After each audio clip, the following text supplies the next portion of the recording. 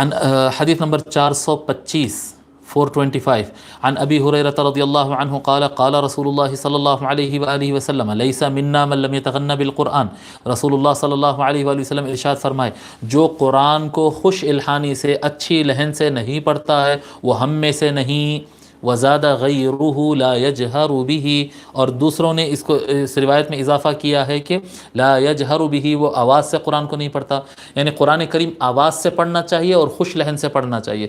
جس کو جتنا آتا ہے کوشش کرنا چاہیے۔ کوئی کہے گا کہ نہیں میرے کو اچھے لہن سے پڑھنا نہیں آتا، نہیں پڑھنا آتا، نہیں پڑھے تو کبھی بھی نہیں آتا۔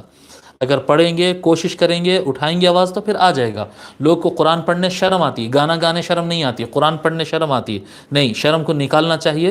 گانا گانے شرمانا چاہیے، قرآن پڑھنے نہیں شرمانا چاہیے، اذان دینے نہیں شرمانا چاہیے۔ اور یہ کب ہوگا؟ یہ جب آپ اس کو شروع کر دیں گے آواز سے قرآن پڑھنا۔ قرآن کریم ایک ایسی چیز ہے جو سب سے زیادہ بلند آواز سے پڑھی جا سکتی ہے۔